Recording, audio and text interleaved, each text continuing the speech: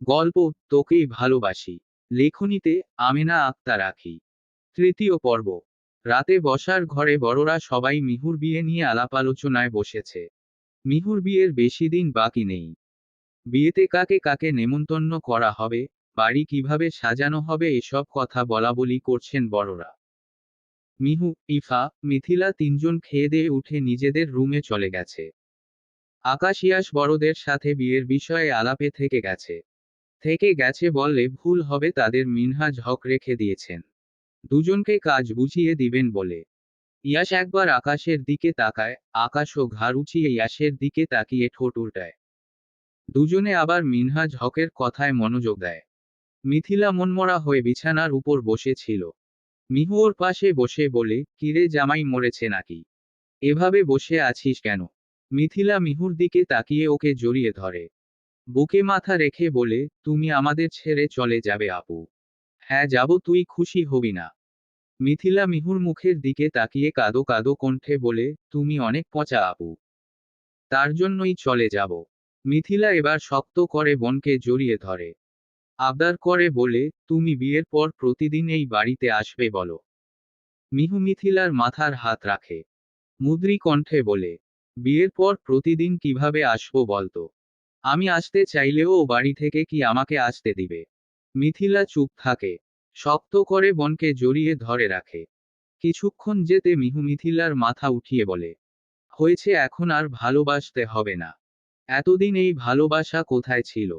এখন চলে যাচ্ছি, এখন ভালোবাসতে আসছে। বিয়ে করো না। এখন থেকে অনেক ভালোবাসবো তাহলে। এখন শুনছিস একেবারে চলে যাব, তাই এখন ভালোবাসতে এসেছিস? যা সর। মিথিলা মুখ ঘুরিয়ে বলে, তুমি আমার ভালোবাসা বুঝলে না আপু। আসলে আমার ভালোবাসা কেউ বুঝে না। হয়েছে, আর মুখ ঘুরাতে হবে না। আমি জানি আমার বোন আমাকে অনেক ভালোবাসে। মিহু মিথিলাকে কাছে টেনে নিয়ে জড়িয়ে ধরে। তখন ইফা রুমে প্রবেশ করে। রুমে ঢুকে মুখ বাঁকিয়ে বলে, ঢং কম করো। এত ভালোবাসাবাসি কিল্লিগা করতাছো দুজন। মিহু ইফার দিকে তাকিয়ে বলে, আমি চলে গেলে তোর খারাপ লাগবো না ইফু? তোমার কি মনে হয় তুমি চলে গেলে সবচেয়ে কষ্ট আমার হবে? এই শাকচুন্নির সাথে থাকা লাগবো আমার? কথাটা বলে ইফা হায় হুতাশ করতে লাগে। মিথিলা রেগে মিহুর দিকে তাকিয়ে বলে, আপু ওই চুন্নিকে আমাকে শাকচুন্নি বলতে না করো, না হলে খুব খারাপ হয়ে যাবে কিন্তু। আচ্ছা থামো ইফা, এদিকে আয়। ইফা মিহুর কাছে গিয়ে বসে। মিহু ওকে একপাশ থেকে জড়িয়ে ধরে বলে, দুজনকেই খুব মিস করব। আমরাও। মিহু হেসে দুজনের কপালে চুমু খায়। মিথিলা ইফাও হেসে মিহুকে জড়িয়ে ধরে দুপাশ থেকে। চুপচাপ কেন বলো তো? সামনে বসা ব্যক্তিটির কথায় ইয়াস তার দিকে নজর দেয়। সামনে বসা ব্যক্তিটির দিকে তাকিয়ে বলে, কি করব তাহলে? খুশি হওয়ার মতো কিছু হয়েছে? কেন ভালোবাসি বলনি? সুযোগ দিলে তো। এই মেয়েকে কিছু বলার আগে আমাকে কথা শুনিয়ে চলে গেল। ওকে নাকি আমি সন্দেহ করছি? সেদিন রাগের মাথায় কি বলেছিলাম সেটা ধরে বসে আছে। সামনে বসা ব্যক্তিটি এবার হেসে দেয়। ইয়াস সে হাসি দেখে ভ্রু কুঁচকায়। ও হাসির কি বলল? অভিমান করেছে বুঝলে, তাই এমন করছে। আর তোমার না জেনে ওইগুলো বলা ঠিক হয়নি। ভাগ্যিস আমি সেদিন তোমাদের দেখেছিলাম। না হলে এতদিন দুজন দুদিকে থাকতে। তো রাখবো না। আমাকে রেখে অন্য কাউকে প্রিয় বলবে, অন্যজনের সাথে এত মিশবে, আমি রাখবো না।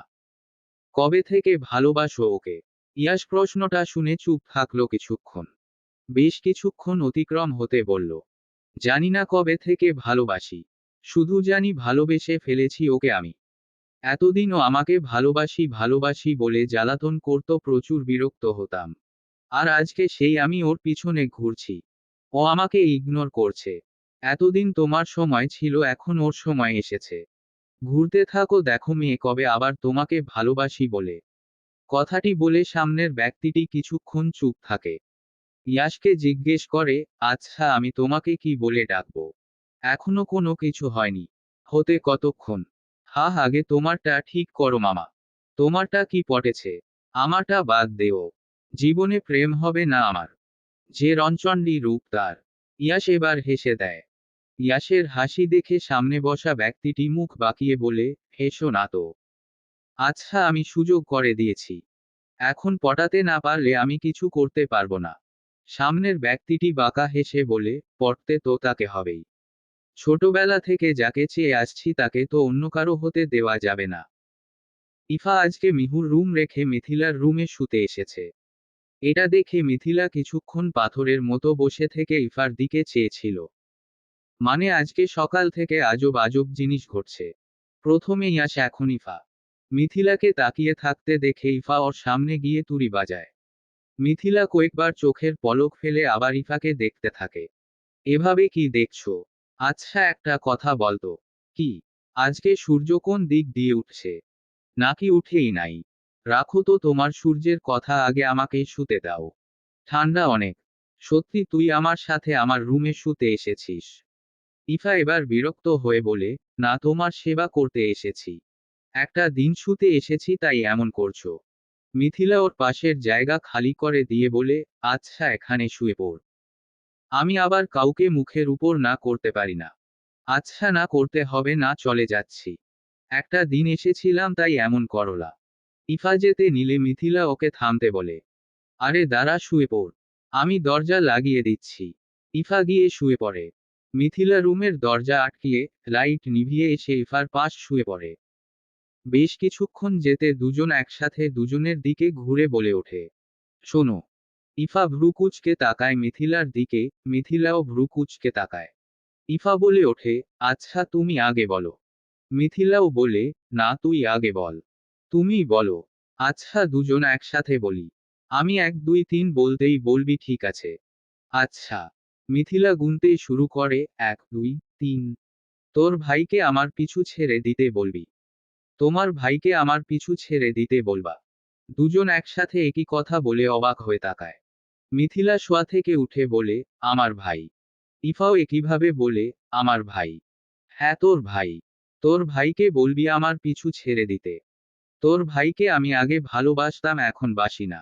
আর তোমার ওই আকাশ ভাইকেও বলে দিবে, আমাকে যেন বিরক্ত না করে। আমার পিছু পিছু যেন না ঘুরে।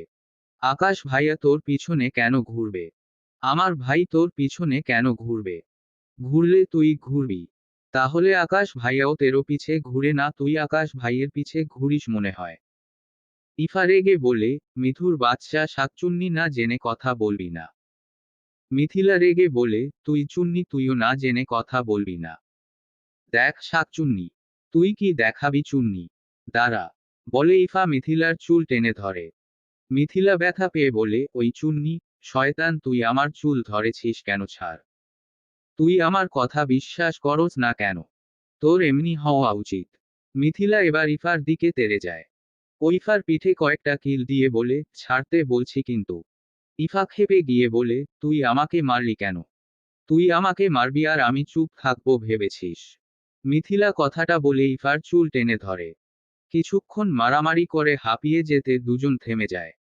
কিছুক্ষণ চুপ থেকে দুজন দুজনের দিকে ক্ষিপ্ত দৃষ্টিতে তাকায়, যেন সুযোগ পেলে এখনই একে অন্যকে খাতাম করে দিত। মিথিলা কিছুক্ষণ ক্ষিপ্ত দৃষ্টিতে থেকে শুয়ে পড়ে। ইফাও ভেঙচি কেটে মিথিলার উল্টো দিকে ঘুরে শুয়ে পড়ে। হক বাড়ি এখন মেহমানে ভরপুর। মিহুদের কম আত্মীয় থাকায় খুব কম লোকই এসেছে। মিহুর বিয়ের 3 দিন বাকি। আজকেই মিহুর নানুবাড়ির সবাই চলে এসেছে। মিহুর বাবারা 3 ভাই, কোনো বোন নেই বিধায় তাদের পরিবারের কেউ আসার নেই। মিনহাজ হক নীলাদের, রায়নাদের নেমন্তন্ন করেছেন। তারা রাতের ভিতর চলে আসবে বলেছে। মিথিলারা মিহুর রুমে বসে সবাই আড্ডা দিচ্ছে। সাথে মিথিলার মামাতো 2 বোন, খালাতো ভাইও যোগ দিয়েছে। সবার আড্ডার মাঝে ইয়াশ আর আকাশও ওই রুমে ঢোকে। ইয়াশকে আর আকাশকে ঢুকতে দেখে প্রথমে মিথিলা উঠে পড়ে। মিথিলা উঠতে ইফাও উঠে পড়ে। দুজন সবাইকে বাহানা দিয়ে চলে যায়। আকাশ আর ইয়াশ একে অপরের দিকে তাকিয়ে রুমের ভিতরে যায়। মিহু দুজনকে দেখে বলে, মন খারাপ করে বলে, কি রে, তোদের তো দেখাই পাওয়া যায়। কোথায় থাকিস? আমি চলে যাব, তোদের সেদিকে কোনো খেয়াল নেই। আকাশ আর ইয়াশ মিহির দুপাশে বসে পড়ে। ইয়াশ মিহুর দিকে তাকিয়ে বলে, তোর হিটলার বাপ তো আমাদের পেয়ে বসেছে। কালকে থেকে কাজ বোঝাচ্ছে। মিহু কপাল কুঁচকে বলে, হিটলার কি? হ্যাঁ। আমার বাবার বিষয়ে কিছু বললে আমি কিন্তু চুপ থাকবো না। হয়েছে হয়েছে বাবা, পাগলি মেয়ে। আকাশের কথা শুনে মিহু ভেঙচি কাটে। ফের দুজনের দিকে তাকিয়ে বলে, কষ্ট পাবি না দুজন। আকাশ না পেলেও ইয়াস তুই। আকাশ সোজা মিহুর দিকে ঘুরে বলে, আমি এতদিন দূরে ছিলাম বলে কি তুমি চলে যাওয়াতে কষ্ট পাবো না? এটা কিভাবে বলতে পারলে? কষ্ট পেলে তো আর এতদিন দূরে থাকতি না। আচ্ছা, এতদিন তোমাদের থেকে দূরে থেকে কি আমরা সুখে ছিলাম? মিহু আকাশের জমাথার চুলগুলো হাত দিয়ে নেড়ে বলে, হয়েছি, বুঝেছি, তুই অনেক কষ্ট পাবি। মিহু, কি? ইয়াস অন্যদিকে তাকিয়ে কিছু একটা ভাবে মিহুর দিকে তাকিয়ে বলে, না কিছু না। আসছি আমি, বলে ইয়াস ওখান থেকে উঠে চলে যায়। মিহু ইয়াসের যাওয়ার পানে তাকিয়েই আকাশকে বলে, ওর আবার কি হলো? আকাশ ঘাড় উঁচিয়ে বলে, জানি না। আচ্ছা, আমি দেখে আসছি। আকাশ চলে যেতে মিহু ওর মামাতো দুই বোন আর খালাতো ভাইয়ের সাথে কথা বলায় ব্যস্ত হয়। মিথিলা নিজের ঘরে এসে ফোন ঘাঁটছিল। তার মন ফোনের থেকে নিজের ভাবনায় বেশি ছিল। ফোনের দিকে তাকিয়ে ভাবছিল কিছু। তখন রুমের দরজা খোলার শব্দে সেদিকে তাকায়। ইয়াসকে দেখে উঠে বসে। ইয়াস দরজা চাপিয়ে দিয়ে মিথিলার কাছে আসে। বিছানা থেকে টেনে তুলে শক্ত কণ্ঠে বলে, সমস্যা কি তোর? পালাচ্ছিস কেন আমাকে দেখে? মিথিলা ইয়াসের থেকে হাত ছাড়িয়ে নিয়ে বলে, তোমাকে দেখে পালাবো কেন? তোমাকে দেখে পালানোর কোনো কারণ? ইগনোর করছিস আমাকে? শোন, ভাব কম কর। এতদিন আমার পিছনে ঘুরেছিস, এখন ঢং করছিস। ঢং করছি না তো। তোমার পিছু ছেড়ে দিয়েছি, তোমার তো খুশি হওয়ার কথা। এতদিন তোমার পিছু ঘুরতাম বলে বিরক্ত হতে। এখন নিশ্চয়ই শান্তিতে আছো। না, শান্তিতে নেই। কারণ? কারণ? ইয়াস কিছুক্ষণ চুপ থাকে। মিথিলার দিকে তাকিয়ে দ্বিধাদ্বন্দ্ব ছাড়া বলে ওঠে, কারণ আমি তোকে ভালোবাসি। ইয়াসের কথাটা কর্ণকুহরে যেতে মিথিলা স্থির হয়ে যায়। এই কথাটাও এতদিন শুনতে চেয়েছিল। আজকে শুনছে। হ্যাঁ, ও ঠিকই শুনছে। ইয়াস ওকে ভালোবাসি বলেছে। মিথিলা একদৃষ্টিতে তাকিয়ে আছে ইয়াসের দিকে। একদৃষ্টিতে তাকিয়ে থাকাতে চোখে কোটরে অশ্রু জমাট বেঁধেছে। ইয়াস সেদিকে তাকিয়ে হাত বাড়িয়ে চোখের কোটরে থাকা পানিটুকু মুছে দেয়। গালে হাত রেখে কিছুক্ষণ তাকিয়ে থাকে মিথিলার পানে। কিছুটা এগিয়ে মিথিলার কপালে চুমু আঁকে। মিথিলা চোখ বন্ধ করে স্পর্শটুকু অনুভব করে। কিছুক্ষণ পর চোখ খুলে সামনে কাউকে দেখতে না পেয়ে আবার চোখ বন্ধ করে নেয়। ঠোঁটে মৃদু হাসি ফুটে ওঠে। নীলারা রাত্রে চলে এসেছে। তাদের আগে খেতে দেওয়া হয়েছে। মিথিলা, ইফা, মিহু, মিহুর কাজিরনরা সবাই ড্রয়িং রুমের সোফায় বসে ছিল। মিথিলা গালে হাত দিয়ে নীলার দিকে তাকিয়ে আছে। নীলা সেটা খেয়াল করে খাওয়ার মাঝে মিথিলার দিকে তাকায়। মিথিলা তখনও নীলার দিকে তাকিয়েছিল। মিথিলার এভাবে তাকানো দেখে নীলা ভ্রু কুঁচকে নেয়। ও কিছুক্ষণ মিথিলার দিকে তাকিয়ে নিজের খাওয়ায় মনোনিবেশ করে। দুজনের চোখাচোখি দেখে পাশ থেকে ইফা টিটকিরি মেরে বলে, নীলা আপুর দিকে এভাবে তাকিয়ে আছো কেন? নীলা আপুর দিকে এভাবে তাকিয়ে থাকলেই সে ভাইয়ার পিছু ছেড়ে দিবে না। মিথিলা ঘুরে ইফার দিকে তাকায়। কালকে রাত্রের মারামারি সারাদিন কেউ কারো সাথে একটা কথা বলেনি। ইফার কথা শুনে মিথিলা মাথা নাড়ায়। নীলাকে কিভাবে তোর ভাইয়ের পিছু ছাড়াতে হয়, সেটা আমি দেখে নিব। কালকে না বললা আমার ভাই তোমার পিছু ঘুরে, তো আজকে নীলাকে নিয়ে এসব কেন বলছো? নীলা আপু ভাইয়ার পিছু ঘুরুক আর না ঘুরুক তাতে তোমার কি?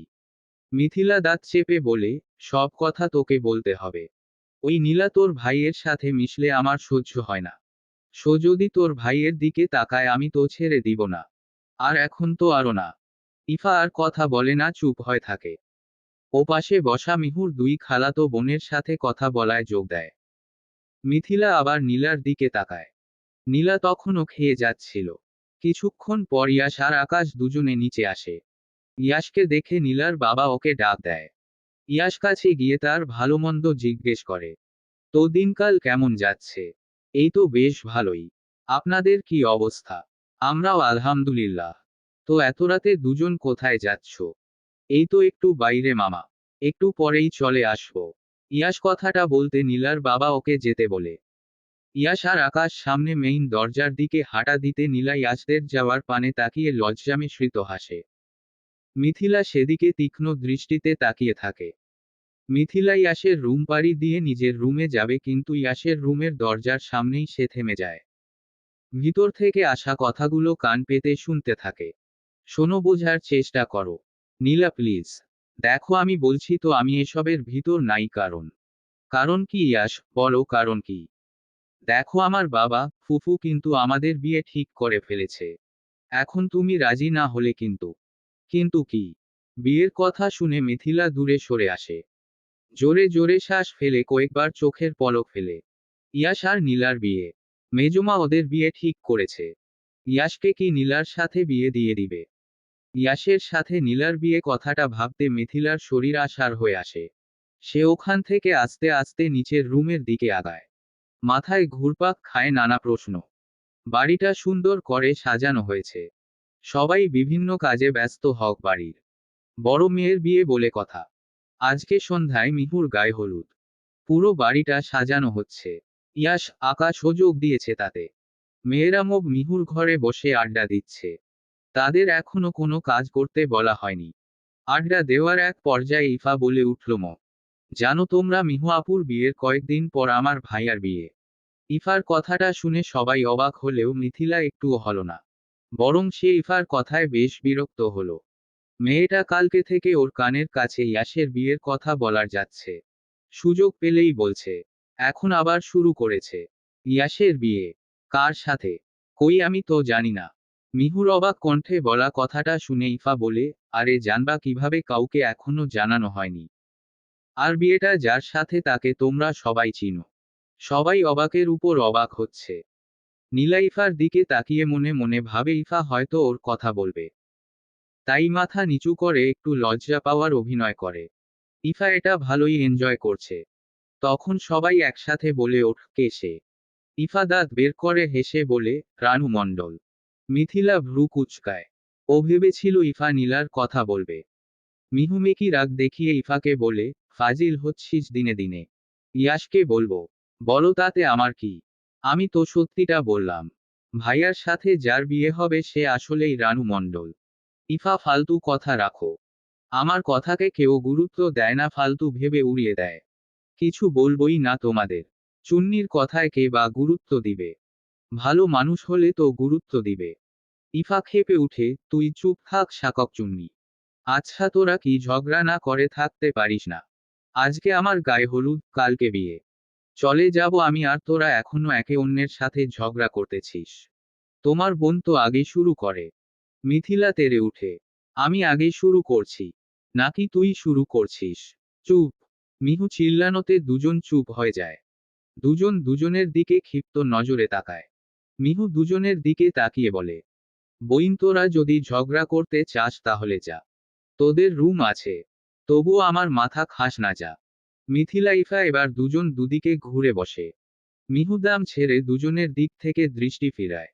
নীলাদের সাথে কথা বলতে থাকে। মিথিলা ইফা দুজন মিহুর দিকে চোখ ছোট ছোট করে তাকিয়ে থাকে। মিহু সেদিকে পাত্তা না দিয়ে অন্যদের সাথে গল্প করতে থাকে। এটা দেখে মিথিলা ইফাও কথা শুরু করে। মিহু যে এখন ওদের দুজনকে পাত্তা দিবে ভালোই বুঝে গেছে দুজন। সন্ধ্যা। ছাদে গায়ে হলুদের স্টেজ সাজানো হয়েছে। ওখানে মিহুকে বসিয়ে রাখা হয়েছে। নীলা মিহুর হাতে মেহেদি পরাচ্ছে। নীলা মেহেদি দেওয়া দেখে মিথিলা মুখ বাঁকায়।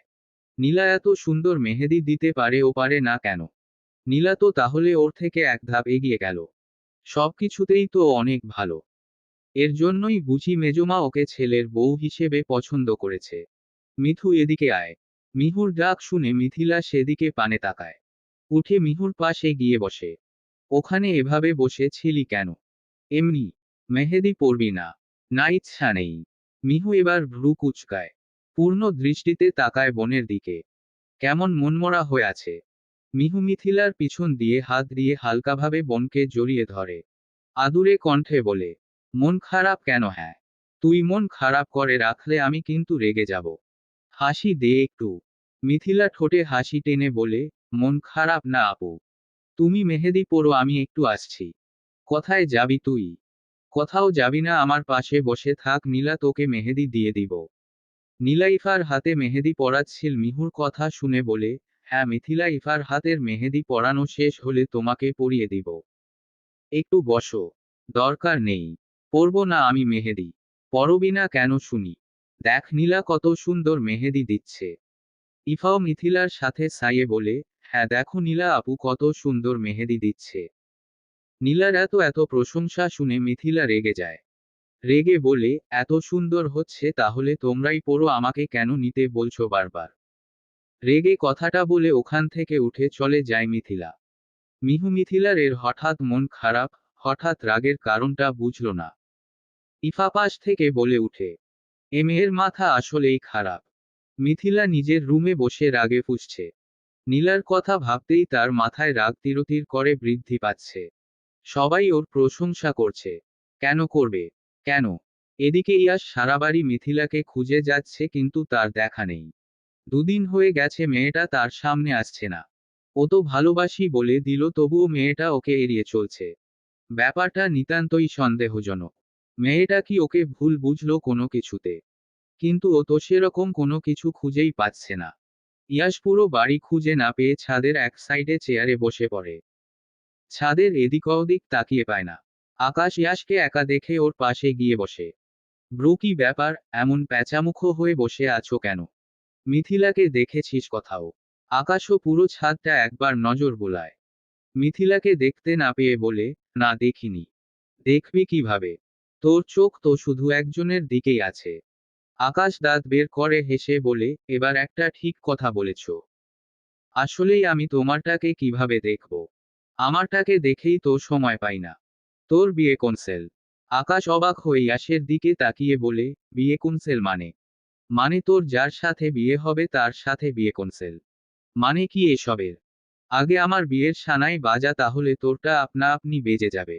আর যদি আমারটা না বাজে, তো ভাই আফসোসের সাথে বলতে হচ্ছে, তোমার উনিকে আর তুমি পাবা না। পাবো না মানে? এটা কিন্তু বাটপারি হচ্ছে। তুই কি আমাকে বাটপার বললি? আজকে থেকে, এখন থেকে, এই মুহূর্তে থেকে আমার বোনের আশেপাশে যেন তোকে না দেখি। মানে কি? তোমারটা তোমাকে পাত্তা দিচ্ছে না বলে আমারটাকেও দূরে নিয়ে যাবে? দিস ইজ নট ফেয়ার ভাইয়া। ইয়াস চুপ থাকে মুখ ঘুরিয়ে। আকাশ সেদিকে তাকিয়ে বলে, ভাইয়া, ভাইয়া ভাইয়া করবি না। যেদিন শালাবাবু বানাতে পারবি সেদিন এসে ডাকিস। শালাবাবু বানাবো কিভাবে, তুমি তো পথ বন্ধ করে দিচ্ছ। বললাম না আমার সানাই বাজাতে পারলে তোরটাও বাজবে। তোর আমাকে শালাবাবু বানাতে হলে তো তোকে আগে আমার বিয়ের ব্যবস্থা করে দিতে হবে। বুঝলি? নিজে পারতেছ না আমার বোনকে পটাতে, এখন আমারটাও কেড়ে নিচ্ছ। পক পক করিস না, যা বলছি করতে পারলে করে, না হলে যা। আর আমার বোনের আশেপাশে যেন না দেখি তোকে। আকাশ কিছুক্ষণ কিছু একটা ভেবে বলে, এখন তো মিহু আপুর বিয়ে হচ্ছে, এখনই সবাইকে তোমার বিয়ের কথা বলবো। ইয়াস আকাশের দিকে তাকিয়ে আকাশের মাথায় গাঁটটা মেরে বলে, এখন কেন বলবি? এখন আপাতত তোর ভাবিকে খুঁজে দে। আকাশ চোখ বড় বড় করে বলে, ভাবি? তো মিথিলা যদি আমার বউ হয়, তোর ভাবি হবে না? আকাশ আফসোস করে বলে, ওকেও এখন আমার ভাবি ডাকতে হবে। ইয়াস এবার বিরক্ত হয়। বিরক্ত নিয়ে বলে, তোর যা ইচ্ছে ডাকিস, এখন ওকে খুঁজে নিয়ে আয় যা। আকাশ ইয়াসের পাশ থেকে উঠে পড়ে। চারিপাশে একবার চোখ বুলিয়ে ইফা আর মিহুর দিকে হাঁটা ধরে। মিহুর কাছে গিয়ে জিজ্ঞেস করে, আপু মিঠু কোথায়? মিহু আকাশের দিকে তাকিয়ে বলে, মেয়েটা রেগেমেগে চলে গেছে, দেখ নিজের রুমে আছে কিনা। হঠাৎ রেগে গেল কেন বুঝলাম না। আমিও যেতে পারছি না, তুই একটু দেখে আয় না, কি করছে মেয়েটা। আকাশ মাথা নাড়িয়ে বলে, আচ্ছা। ওখান থেকে উঠে আবার ইয়াসের কাছে যায়। মিহুর বলা কথাগুলো ইয়াসকে বলে। ইয়াস এবার মিথিলার রুমের দিকে হাঁটা দেয়। মিথিলার রুমের সামনে এসে থামে। দরজা আটকানো। ইয়াস কয়েকবার দরজায় টোকা দেয়। কয়েকবার নক করতে মিথিলা দরজা খুলে দেয়। দরজা খুলে ইয়াসের মুখ দেখে আরো রাগ হয় মিথিলার। রেগে বলে, তুমি এখানে কেন, আমার কাছে কেন এসেছো? যাও তোমার ওই নীলার কাছে যাও। আমার সামনে আসবে না তুমি। সমস্যা কি তোর? এভাবে ঘরের মধ্যে একা একা কি করছিস? তোমার সমস্যা কি? এভাবে একটা মেয়ের রুমে মানা করা সত্ত্বেও ঢুকে পড়েছ। ইয়াসে মিথিলার দিকে এক কদম আগায়। মিথিলার দিকে ঝুঁকে বলে, আমার বউয়ের ঘরে আমি ঢুকেছি, তোর কোনো সমস্যা? মিথিলা রেগে বলে, এটা আমার রুম, তোমার বউয়ের না, তোমার বউয়ের রুম তো। আমার বউয়ের রুম তো পড়ে কি? জানি না আমি তোমার বউয়ের রুম কোথায়। কিন্তু এটা আমার রুম, তোমার বউয়ের না, যাও এখান থেকে। ইয়াশ বিছানার উপর আয়েশ করে বসে বলে, যাব না আমি, কি করবি তুই? মিথিলা ইয়াশের পানে তাকিয়ে ওর দিকে তেড়ে যায়। ইয়াশের সামনে গিয়ে ওর হাত টেনে ধরে উঠানোর চেষ্টা করে। উঠাতে না পেরে রেগে চিল্লিয়ে বলল, মহিষ কোথাকার, যাবে এখান থেকে। তোমার ওই নীলার কাছে যাও, আমার কাছে কেন এসেছ? ইয়াশ এবার ভ্রু কুঁচকায়। ভ্রু গুটিয়ে বলল, নীলার কাছে যাব কেন? নীলা কি আমার বউ নাকি? সব জেনে না জানার ভান কিভাবে করো বলো তো? ইয়াশ মিথিলাকে টেনে ওর পাশে বসিয়ে দেয়। মিথিলার দিকে ঘুরে বলে, দেখ মিথিলা। ইয়াশের সম্পূর্ণ কথা শেষ হওয়ার আগে মিথিলা মুখ ঘুরিয়ে নেয়। ইয়াশ সেদিকে তাকিয়ে নীরব থাকে কিছুক্ষণ। কিছুক্ষণ যেতে মিথিলার হাত ধরে ওর দিকে ঘুরায়। দেখ, নীলার সাথে আমার বিয়ে ঠিক হয়েছে, এটা আমি জানতাম না। কালকে তো, যাক সেসব বাদ দে। আমি কাকে ভালোবাসি সেটা বল। মিথিলা ইয়াশের থেকে হাত ছাড়িয়ে বলে, তুমি কাকে ভালোবাসো আমি কিভাবে জানব? আচ্ছা, না জানলি। তবে একটা কথা মাথায় ঢুকিয়ে রাখো, ইয়াশ কখনো মিথিলা ছাড়া অন্য কাউকে বিয়ে করবে না। কারণ কারণ মিথিলা ইয়াশকে ভালোবাসে, কিন্তু ইয়াশ মিথিলাকে ভালোবাসে না। মিথিলা ভালোবাসে জন্য ইয়াশ মিথিলাকে বিয়ে করবে। এটাই তো। মিথিলার পকপক শুনে ইয়াশ মৃদু হাসে। মিথিলাকে ওর কাছে এনে কোমর আঁকড়ে ধরে। কানের কাছে মুখ নিয়ে ফিসফিস কণ্ঠে বলে, ইয়াশও কিন্তু মিথিলাকে ভালোবাসে। ভীষণ ভালোবেসে। এখন মিথিলা যদি ইয়াশকে এভাবে ইগনোর করে, তাকে পাত্তা না দেয়, তাহলে কিন্তু ইয়াশ অনেক রেগে যাবে। আর ইয়াশ রেগে গেলে কিন্তু মিথিলার জন্য ভালো হবে না বলে দিলাম। ইয়াশ কথাগুলো বলে মিথিলাকে ছেড়ে উঠে দাঁড়ায়। শক্ত কণ্ঠে বলে, আমি যাওয়ার পর সে ছাদে না গেলে কিন্তু অনেক খারাপ হয়ে যাবে। একদম তুলকালাম বেঁধে যাবে বলে দিলাম। তাই তাড়াতাড়ি যেন ছাদে চলে আসে সে। ইয়াশে বলে রুম থেকে বেরিয়ে যায়। ইয়াশ বেরিয়ে যেতে মিথিলা সেদিকে তাকিয়ে ভেঙচি কাটে। তার সব কথা যেন মিথিলার শুনে চলতে হবে। নীলার সাথে তো বিয়ে ঠিক করছে, ওকে বিয়ে করে নিলেই তো হয়। আমার কাছে কেন আসতে হবে? হুহ। ইয়াশ নিচে যাওয়ার পর থেকে আকাশ ইফার পিছু লেগেছে। ইফা যেখানে যাচ্ছে ও ধূপধাপ পা ফেলে সেদিকে যাচ্ছে। ইফা অনেকবার বারণ কথা সত্ত্বেও সে ইফার পিছু ছাড়ছে না। আকাশ এবার ইফার চুল হালকা টেনে ধরতে ইফা রেগে গিয়ে বলে, দেখুন ভাইয়া, শেষবার বলছি, এবার আমাকে বিরক্ত করলে কিন্তু ছোট চাচু, ছোট মা, ভাইয়া সবাইকে বলে দিব। আকাশ ইফার কথা শুনে সোজা হয়ে দাঁড়ায়। ডোন্ট কেয়ার ভাব নিয়ে বলে, বল তাতে আমার কি?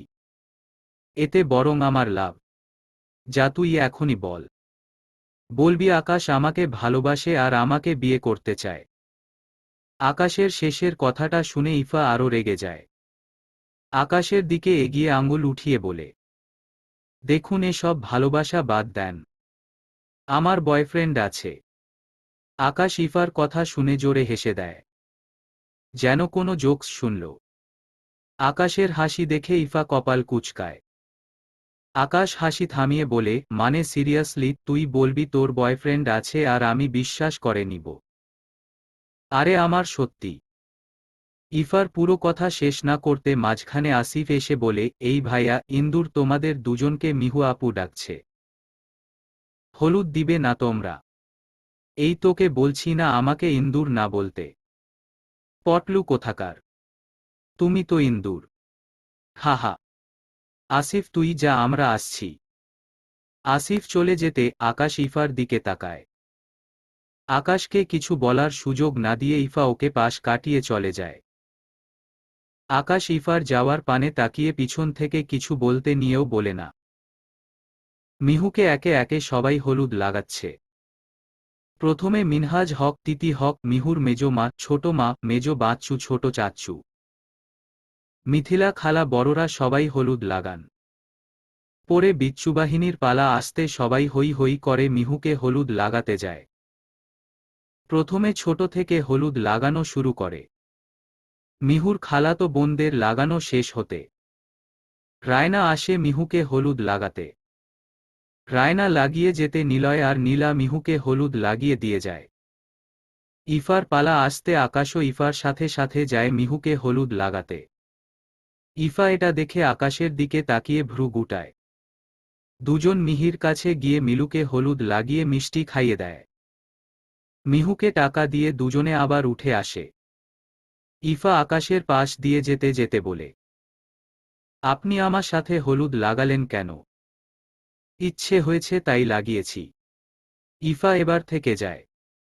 আকাশের দিকে ঘুরে বলে, দেখুন আমি সত্যি বলছি আমার বয়ফ্রেন্ড আছে। আকাশ একই ভঙ্গিমায় বলে, দেখ আমিও সত্যি বলছি আমি তোকে ভালোবাসি। ভালোবাসতেই পারেন বোন হিসেবে। না আমি তোকে বউ ভেবে ভালোবাসি। ইফা দাঁত চেপে বলে, বলছি তো আমার প্রেমিক আছে আর বিয়ে হলে ওর সাথেই হবে। আপনি আমার পিছু ছাড়বেন? অসহ্যকর। তোর পিছু তো আমি ছাড়ব না। আর তুই বউ হবি তবে আমার। মাথায় ঢুকিয়ে নে ভালো করে। কচু বউ বানানো কি এত সহজ নাকি? আকাশ এবার বাঁকা হেসে বলে, সহজ না হলেও সহজ বানাবো। দরকার পড়লে উঠিয়ে নিয়ে গিয়ে বিয়ে করব। আপনি উঠিয়ে নিয়ে গেলে বুঝি আমিও ড্যাং ড্যাং করে বিয়ে করে নিব। সেটা পরে দেখা যাবে। মিথিলা আর ইয়াসের পালা আসতে মিহু চিৎকার দেয়। মিহুর চিৎকার শুনে সবাই ওর দিকে তাকায়। দেখ তোরা দুজন একসাথে আসবি না। আমার বিয়ের আগের দিন মরার শখ নাই। মিহুর কথাটা চিল্লিয়ে বলতে সবাই ওর দিকে তাকায়। মিথিলা ইয়াস একবার মিহুর দিকে তাকিয়ে নিজেদের দিকে চোখ ঘুরায়। ইয়াস মিথিলার দিকে, মিথিলা ইয়াসের দিকে তাকাতে মিহু পুনরায় বলে ওঠল, দেখ আমি তোদের দুজনের বোন।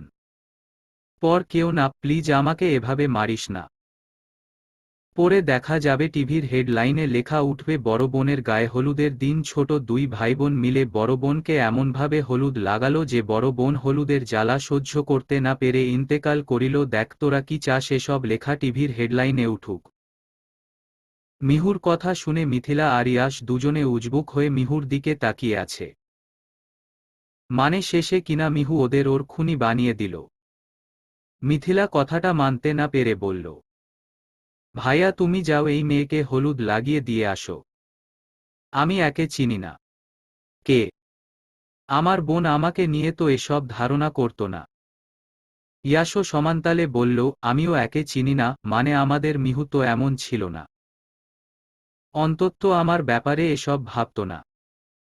আমিও একে হলুদ লাগাবো না। মিহু দুজনের কথা শুনে মুখ ভোঁতা করে বলে, আরে আমি বলছি তোদের দুজনকে একসাথে না আসতে একজন একজন করে এসে লাগিয়ে দিয়ে যা। না আমি যখন বলেছি দিব না মানে দিব না। আর মিথিলার সাথে আমিও দিব না। আরে দুজন কি শুরু করলা বলতো? মিহু আপু ভয় পেয়ে গেছিল। আর ভয় পাবে না কেন বলো? তোমাদের মতো দুটো ডেঞ্জারাস মানুষ আপুকে হলুদ লাগাতে যাচ্ছে, তাও একসাথে ভয় পাবে না আপু? মাঝখানে আকাশের কথা শুনে দুজন আকাশের দিকে তাকায়। কপাল কুঁচকে তাকায় ওর দিকে। দুজনের এভাবে তাকাতে দেখে আকাশ ভরকে যায়। ও আর কিছু বলে না। এখন ইয়াসের বিরুদ্ধে কিছু বললে ওরই বিপদ। উফফ, যাও তো দুজন একটু একটু করে হলুদ লাগিয়ে দিয়ে আসো। এমন ঢং করো না। ইফার কথা শুনে মিহু বলে, হ্যাঁ আয় দুজন একটু একটু করে হলুদ লাগিয়ে দিয়ে যা। মিথিলা ইয়াস দুজন দুজনের দিকে তাকিয়ে মিহুর দিকে এগোয়। দুজন গিয়ে দুপাশে বসে। দুজন হাতে হালকা হলুদ ভরিয়ে মিহুর গালে লাগিয়ে দেয়। তারপর দুজন উঠে যেতে নিলে মিহু দুপাশে দুজনের হাত ধরে বলে, আমার টাকা। তোমার টাকা? দাঁড়াও দিচ্ছি। হাত ছাড়ো আগে। আমার হাতও ছাড়, না হলে টাকা বের করব কিভাবে? মিহু দুজনের হাত ছেড়ে দেয়। মিথিলা ইয়াস দুজন দুটো টাকার নোট বের করে মিহুর হাতে ধরিয়ে দেয়। মিহু নোট দুটোর দিকে ভোঁতা মুখে তাকিয়ে কিছু বলতে যাবে, তার আগে মিথিলা ইয়াস দুজন দুদিক থেকে হাত ভর্তি হলুদ লাগিয়ে দেয় মিহুর গালে। মিহু হলুদের জন্য দেখতে না পেয়ে চিল্লানি দেয়, মিথুর বাচ্চা। ইয়াস। বাড়িটা রঙে রঙে সাজানো। কেউ আসবে তার ভালোবাসা তার কাছে সারা জীবনের জন্য নিয়ে যেতে। আবার কেউ কেউ তাদের ভালোবাসাকে বুকে পাথর চাপা রেখে বিদায় দিবে। মিহুকে সাজিয়ে ঘরের এক কোণে বসিয়ে রাখা হয়েছে। সে ঘরের একটি কোণে ঘাপটি মেরে বসে আছে। রাতের সেই ঘটনার পর মিথিলা তোর সামনে আসেনি। ইয়াশকে দেখেছ, তবে তার ব্যস্ততার শেষ নেই। আচ্ছা, আজকে যে সে চলে যাবে সেদিকে কারো খেয়াল নেই। সবাই এত কাজ নিয়ে ব্যস্ত কেন? সবাই একটু ওর কাছে এসে বসতে পারতেছে না? মিহুর অজান্তেই ওর চোখের কোণে অশ্রুকণা জমাট বাঁধে। কিছুক্ষণ যেতে তা গাল বেয়ে গড়িয়ে পড়ে। মিহু হাতের আঙুল দিয়ে অজন্তে তা মুছে ফেলে। মিথিলাও সেই সকাল থেকে নিজের রুমের এক কোণে ঘাপটি মেরে বসে আছে। সে সকালে সেই যে একবার নিজের রুম থেকে বাইরে বেরিয়েছিল আর বের হয়নি। নিজের রুম বন্ধ করে চুপচাপ বসে আছে। মিথিলা হাঁটুতে মাথা দিয়ে বসেছিল, মাথা তুলে সামনে তাকাতে চোখ থেকে অশ্রুকণাগুলো টুপটুপ করে নিচে পড়ে যায়। চোখের সামনে মিহুর সাথে কাটানো সুন্দর মুহূর্তগুলো ভেসে ওঠে। দুজনের মারামারি ঝগড়াঝাটি, কত খুনসুটি দুবোনের। আজকের পর চাইলেও তার বোনের রুমে গিয়ে বোনকে দেখতে পারবে না। চাইলেও যখন তখন ঝগড়া মারামারি করতে পারবে না। চাইলেও আর বোনকে চোখের সামনে দেখতে পাবে না। মিথিলা না চাইতেও অশ্রুকথাগুলো বেহায়ার মতো গড়িয়ে পড়ছে তার চোখ বেয়ে। তখন ঘরের দরজায় কেউ নক করে।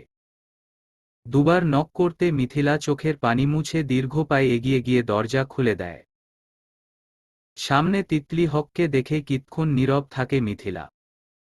তিতলি হককে ভিতরে আসতে না বলে মিথিলা তিতি হককে জড়িয়ে ধরে কেঁদে দেয়। অস্পষ্ট স্বরে বিলাপ করে, মা তোমরা আপুকে এখনই কেন তাড়িয়ে দিচ্ছ? দেখো না আমার এত কষ্ট হচ্ছে, আপু তো মরেই যাবে। তোমরা আপুকে এখানেই রেখে দাও মা। তিতলি হক নিজেও চোখের অশ্রু ফেলছেন। সহসা মিথিলার মাথায় হাত বুলিয়ে বলেন, মেয়েদের জীবন তো এটাই মা। না চাইলেও তাকে একদিন পরের ঘরে যেতেই হবে। আচ্ছা বল, কেউ কি চায় তাদের আপনজন তার বাবা মা ছেড়ে অচেনা একটা বাড়িতে পরিবারে গিয়ে থাকতে? চায় না। তবুও তাদের আপনজন বাবা মা পরিবার সব ছেড়ে ছুঁড়ে অন্যের ঘর করতে যেতে হয় অচেনা বাড়িতে। আবার একটা সময় দেখবি ওই অচেনা বাড়িটা, অচেনা বাড়ির লোকজন মেয়েদের সবচেয়ে আপন হয়ে যায়। মিথিলা কথাটা শুনে গুঙিয়ে বলল, মা আমি যাব না তোমাদের ছেড়ে কোথাও। আমি এখানেই থাকব। তিতলি হক মিথিলাকে সোজা করে নিজের চোখের পানি মুছে মেয়ের চোখের পানি মুছে দিয়ে মৃদু হেসে বলে, বললাম না মেয়েদের জীবন ওটাই। তোকেও একদিন আমাদের ছেড়ে পরের ঘরে যেতে হবে। দেখো না আমি তোর ছোটমা মেজমা সবার ক্ষেত্রেই তো এক। এভাবে কাঁদতে হয় না পাগলি মেয়ে। মিথিলা মায়ের কাঁধে মাথা রেখে বলে, যতই বলো আমি তো যাব না। কখনো না। তিতলি হক মেয়ের পাগলের মতো কথা শুনে মেয়ের মাথায় হাত বুলিয়ে মৃদু হাসেন। ওকে দাঁড় করিয়ে বলে, সকাল থেকে তো কিচ্ছুটি মুখে তুলসনি। আমি খাবার নিয়ে আসছি, চুপচাপ খেয়ে নিবি। মা আমি এখন কিছু খাব না। গলা দিয়ে নামবে না। সাবিনা মানে, দেখ তোর বাবাও সকাল থেকে কিছু কানি, উনিও কেমন হয়ে গেছে। সকাল থেকে এতক্রে বললাম কিছু খেয়ে নিতে, কিছু মুখে তুলল না। এখন তুই যদি এমন করিস তাহলে আমি কোন দিকে যাব বলতো? তিতলি হকের চিন্তিত স্বরের কথাটা শুনতে মিথিলা নুইয়ে যায়। তুমি খাবার নিয়ে এসো, আমি খেয়ে নিব। লক্ষ্মীটি আমার। তিতলি হক মিথিলার কপালে চুমু দিয়ে খাবার আনতে যায়। মিথিলা সেদিকে পানে তাকিয়ে থাকে। আচ্ছা, ওর যদি ইয়াশের সাথে বিয়ে না হয়ে অন্য কারো সাথে বিয়ে হয়? না না, কি সব ভাবছে। আর মা তো জানে ওই ইয়াশকে ভালোবাসে, তাহলে অন্য বাড়িতে বিয়ে হওয়ার কথা বলল কেন? তবে কি তারা এ সম্পর্কটা মানবে না? মিথিলা এসব ভেবে নিজের মাথা চেপে ধরে বিছানায় বসে পড়ে। সেই ইয়াশকে না পেলে হয়তো মরেই যাবে। বরযাত্রী চলে এসেছে, অনেকক্ষণ হয়ে গেছে। সবাই বরযাত্রীদের আপ্যায়ন করতে ব্যস্ত। মিথিলা, ইফা, নীলা, রায়না রয়েছে রাফসানের কাছে। নীলা, ইফা, রায়না রাফসানের সাথে বকবক করে যাচ্ছে। মিথিলাকে চুপ থাকতে দেখে রাফসান বলে, আজকে আমার শালিকা এত চুপচাপ কেন? রাফসানের কথা শুনে মিথিলা রাফসানের দিকে তাকায়। ঠোঁটে হাসি ফুটিয়ে বলে, না ভাইয়া, এমনি। আপনি ওদের সাথে কথা বলুন। আচ্ছা, কে যেন বলেছিল বিয়ের দিন আমাকে ফকির বানাবে? তাকে তো দেখতে পাচ্ছি না। কোথায় সে?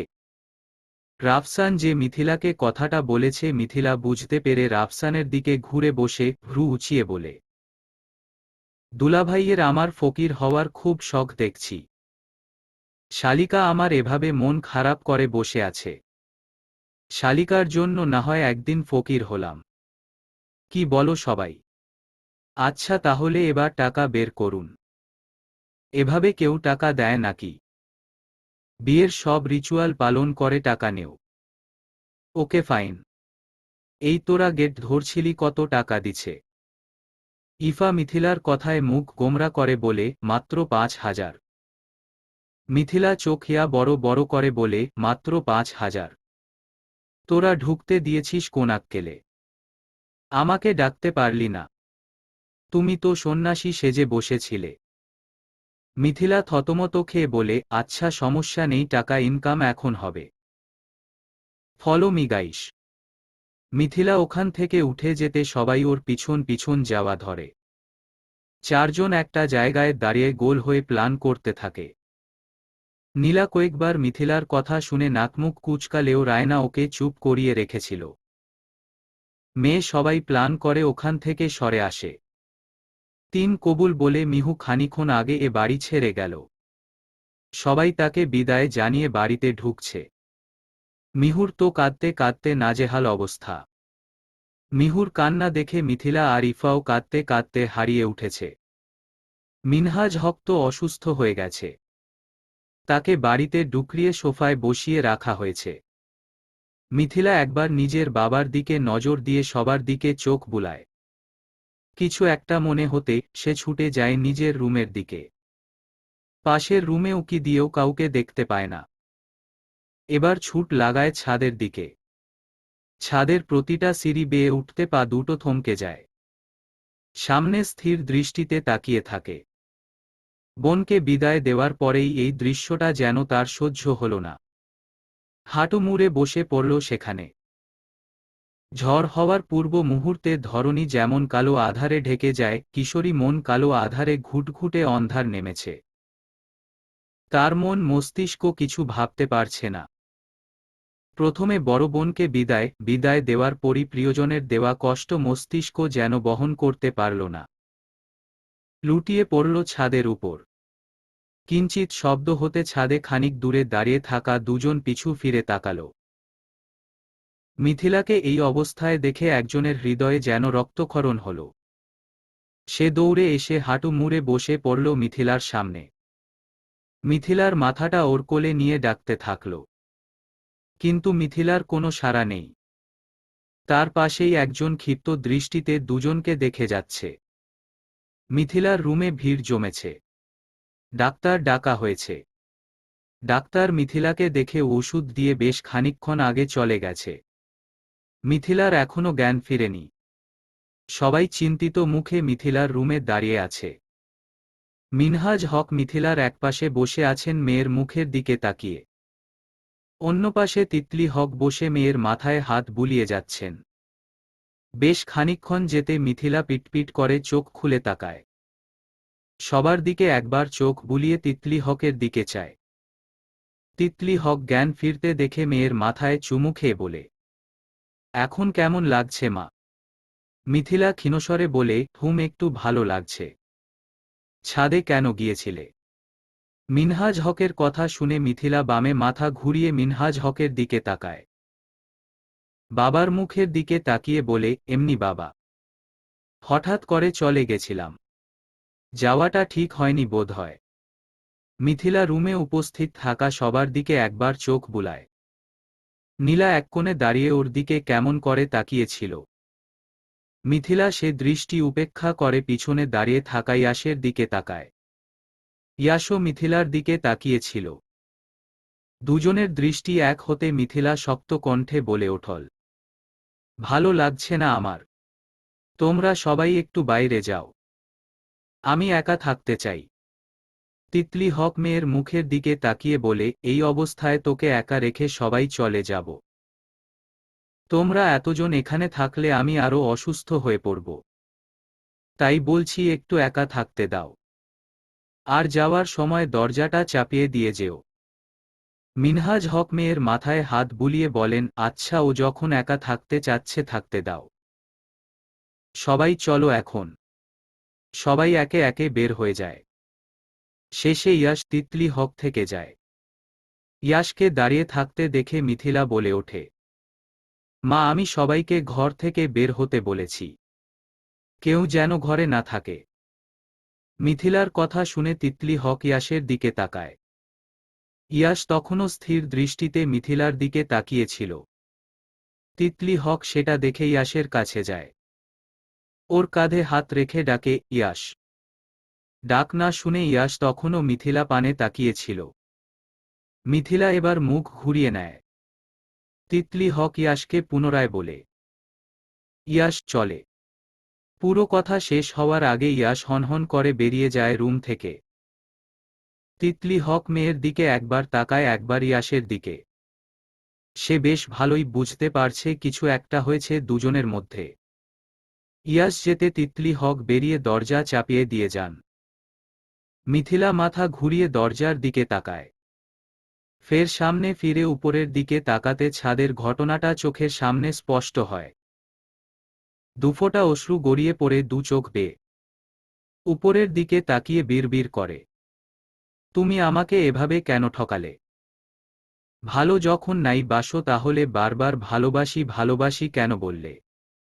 কেন বললে ভাইয়া? এভাবে কেন আমাকে কষ্ট দিচ্ছ? কেন? এতক্ষণ কান্নার পর সবে চোখটা লেগে এসেছিল মিথিলার। মাথায় কারো হাতের অস্তিত্ব টের পেতেই মিথিলা পিটপিট করে চোখ খুলে তাকায়। সামনে ইয়াশের মুখটা পরিষ্কার হতে ও লাফ দিয়ে উঠে পড়ে। রাগী চোখে তাকিয়ে শক্ত কণ্ঠে বলে, আপনি এখানে কি করছেন? ইয়াশ কিছুক্ষণ নীরব থেকে শান্ত কণ্ঠে বলে, দেখ মিথিলা, তুই তখন ছাদে যা দেখেছিস।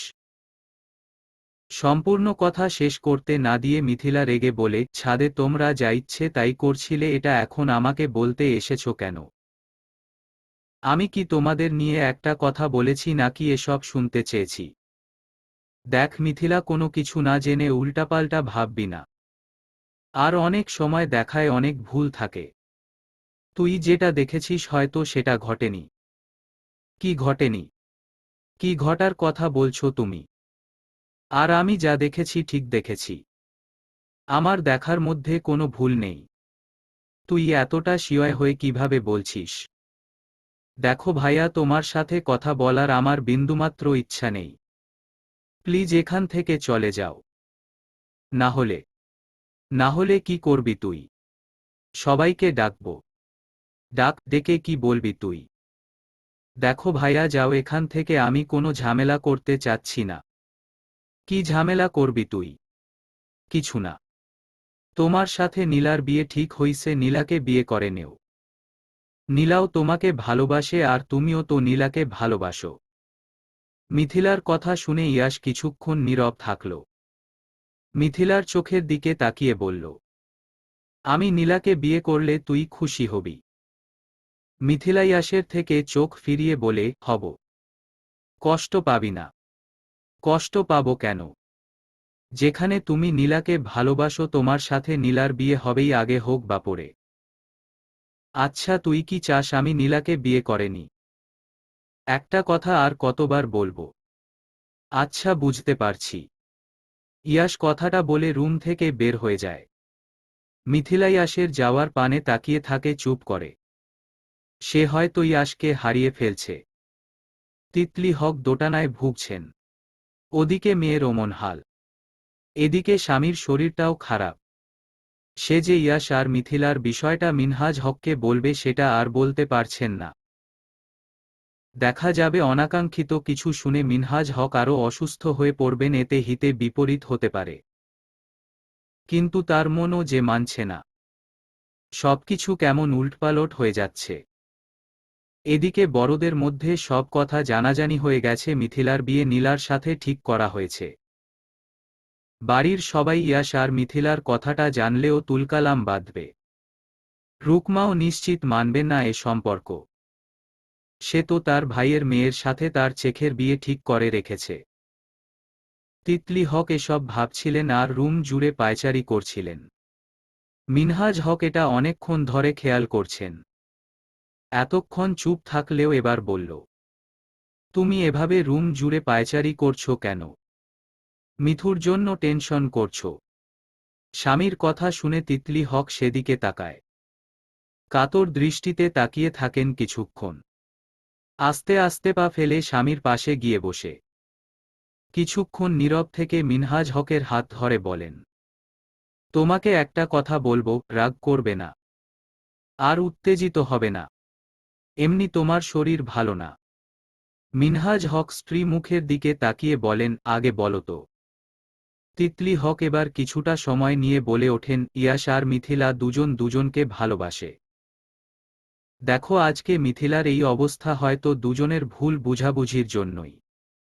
জানি না দুজনের মধ্যে কি হয়েছে, তবে এটুকু বলতে পারবো দুজন দুজনকে অনেক ভালোবাসে। দেখেছি আমি। তিতলি হকের কথা শুনে মিনহাজ নির্বাক দৃষ্টিতে কিছুক্ষণ তাকিয়ে থাকে তিতি হকের দিকে। প্রশ্ন করে, তুমি এসব কবে জানলে? মিহুর বিয়ের কয়েকদিন আগে। আমাকে বলনি কেন তাহলে? তিতলি হক এবার আমতা আমতা করে বলেন, না মানে বলতে চেয়েছিলাম কিন্তু সবাই ব্যস্ত ছিল তাই আর বলা হয়নি। মিনহাজ হক কিছুক্ষণ চিন্তা করে বলেন, কিন্তু এখন এসব বলে লাভ কি? ইয়াশের বিয়ে তো। সম্পূর্ণ কথা শেষ হওয়ার আগে তিতলি হক বলেন, তবুও তুমি একটু মেজো ভাইকে বলে দেখো না। যদি দেখো ওরা দুজন দুজনকে ছাড়া ভালো থাকবে না। এখনই দেখেছো আমার মেয়েটার কি অবস্থা। আচ্ছা আমি ভেবে দেখব। তিতলি হক আর কথা বাড়ান না। স্বামী তার যেটা ভালো বুঝে সেটাই হবে। মা বাবা আমি কালকের মধ্যেই বিয়ে করতে চাই। রুকমা হক ইকবাল হক দুজনে ইয়াশের কথা শুনে অবাক হয়ে যায়।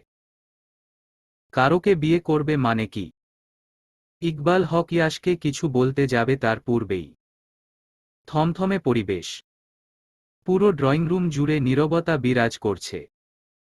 মিনহাজ হক সোফার এক কোণে কপালে হাত ঠেকিয়ে বসে আছেন। ইকবাল হক ভাইয়ের সামনে বসে ভাইয়ের দিকে তাকিয়ে আছে। সবাই তাদের দুজনকে দেখে যাচ্ছে কিছু শোনার আশায়। কিন্তু কেউ মুখ খুলছেন না। মিথিলা তার ইয়াশ এক কোণে দাঁড়িয়ে আছে। আরও কিছুক্ষণ নীরবতা পালন করে মিনহাজ হক বলল, এ বিষয়ে কালকে কথা হবে। সবাই সবার ঘরে যাও। মিনহাজ হকের কথা শুনে সবাই দীর্ঘশ্বাস ফেলল। তিতলি হক বুঝলেন তার স্বামী দ্বিধায় ভুগছেন। সে দীর্ঘশ্বাস ফেলে ইয়াশ আর মিথিলার দিকে তাকাল। মিথিলা মাথা নিচু করে দাঁড়িয়ে আছে। তার পাশে ইয়াশ দাঁড়িয়ে মিনহাজ হকের দিকে তাকিয়ে। মিনহাজ হক উঠতে যাবেন তখন ইয়াশ বলে ওঠল, বড় বাবা আমি কালকের ভিতর বিয়ে করতে চাই, আর তোমরা কালকে কি কথা বলবে যা বলবে আজকেই বলবে। না হলে কালকে তোমাদের পারমিশন ছাড়াই আমি বিয়ে করে নিব। ইয়াশের কথা শুনে মিনহাজ হক উঠতে গিয়ে পুনরায় বসে পড়েন। ইকবাল হক ছেলের দিকে তাকিয়ে রাগী গলায় বলেন, তোমাকে কথা বলতে বলেনি কেউ এখানে? কথা যখন আমাকে নিয়েই হচ্ছে তাহলে আমি কেন কথা বলতে পারবো না? বেয়াদব হয়ে গেছো। বাবার মুখে মুখে কথা বলছো। ইয়াশ চুপ থাকে। ইকবাল হক ইয়াশের থেকে মুখ ফিরিয়ে মিনহাজ হকের দিকে তাকায়। মিনহাজ হক কিছুক্ষণ চিন্তা করে বলল, আমি এ সম্পর্ক মানতে পারবো না। তোমার মা নীলার সাথে তোমার বিয়ে ঠিক করছে। আর তুমি আমার মেয়েকে বিয়ে করতে চাচ্ছ। সেটা কিভাবে সম্ভব? আমি তোমার মেয়েকে ভালোবাসি আর তোমার মেয়েও আমাকে ভালোবাসে। আর এটা তো মা জানতো না তাই ভুল করে ঠিক করে ফেলেছে। আর আমি মিথিলাকে ভালোবাসি এটা নীলাও জানে। আর এটা জানার পরে নীলা নিশ্চয়ই আমাকে বিয়ে করতে চাইবে না। শেষের কথাটা নীলার দিকে কঠোর দৃষ্টিতে তাকিয়ে বলল ইয়াশ। নীলা ইয়াশের দৃষ্টি দেখে সে দৃষ্টি ঘুরিয়ে নেয়। ইয়াশ দৃষ্টি পিরিয়ডে মিথিলার দিকে তাকিয়ে বলে, মিথিলা, তুই কি এই বিয়েটা করতে চাস? হ্যাঁ বা না, তবে উত্তর দিবি। বাড়তি কথা আমি শুনতে চাচ্ছি না। মিথিলা এবার মাথা উঁচু করে তাকায়। উপস্থিত থাকা সকলের দিকে একবার তাকায়। মিনহাজ হকের দিকে তাকাতে ওর চোখ থেমে যায়।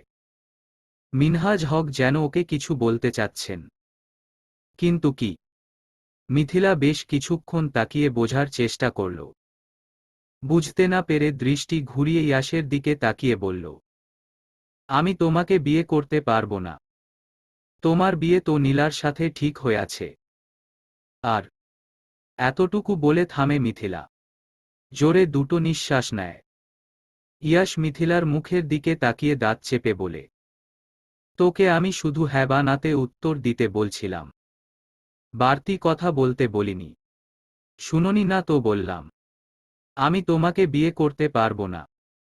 মিথিলা চিল্লিয়ে কথাটা বলে ছুটে নিজের ঘরে চলে যায়। ইয়াশ কিতক্ষণ সেখানে শক্ত হয়ে দাঁড়িয়ে থাকে। পিছন ঘুরে পা ফেলে বাড়ি থেকে বের হয়ে যায়। ইয়াশ বের হয়ে যেতে বসার ঘরে সবাই দীর্ঘশ্বাস ফেলে। রুকমা হক এতক্ষণ সব দেখে গেলেও এখন তার মাথায় হাজার চিন্তা। সে কি কোনো ভুল করেছে? ভুল কাউকে ইয়াশের জন্য বেঁচেছে। নীলা কি ইয়াশের যোগ্য না? ঘড়িতে একটা পেরিয়ে গেছে। ইকবাল হক নিজের রুমে সমান্তালে পায়চারি করে যাচ্ছেন। পাশে বিছানার উপর রুকমা হক বসে কেঁদে চলেছেন। ইকবাল হক রুকমা হকের দিকে তাকিয়ে ধমকে বলে ওঠেন, এভাবে ন্যাকা কান্না কাঁদানা। তোমার জন্য আজ ছেলেটা আমার এখনো বাহিরে। কে বলেছিল তোমার ওই ভাইয়ের মেয়ের সাথে আমার ছেলের বিয়ে ঠিক করতে? স্বামীর ধমক শুনে রুকমা হক একটু দমে যান। নাক টেনে বলেন, আমি কি জানতাম নাকি ইয়াশ মিথিলাকে পছন্দ করে? কি জানো তুমি? কোনো কিছুই তো জানো না। বাড়িতে থেকে করোটা কি তাহলে? আজকে যদি আমার ছেলের কিছু হয়েছে আমি কিন্তু তোমাকে ছাড়ব না রুকমা। রুকমা হক কিছু না বলে আবার কেঁদে দেন। তার ছেলেটা এখন কি করছে, কোথায় আছে কে জানে। ইকবাল হক রুকমা হকের থেকে দৃষ্টি সরিয়ে নিজের মুঠোফোনটা হাতে নেয়। ইয়াশের নাম্বারে বেশ কয়েকবার ডায়াল করে। এখনো ফোন বন্ধ বলছে। ইকবাল হককে ফোন দিতে দেখে রুকমা হক জিজ্ঞেস করেন, ফোন ধরেছে ইয়াশ? তুমি চুপ থাকো। রুকমা হকের প্রশ্নের উত্তরে ইকবাল হক রেগে কথাটা বলতে রুকমা হক চুপ হয়ে যায়। ইকবাল হক আরও কয়েকবার ডায়াল করে। ফোন বন্ধ। সে রেগে ফোনটা বিছানার উপর ঢিল মারে। মাথা চেপে ধরে বিছানার এক কোণে বসে পড়ে।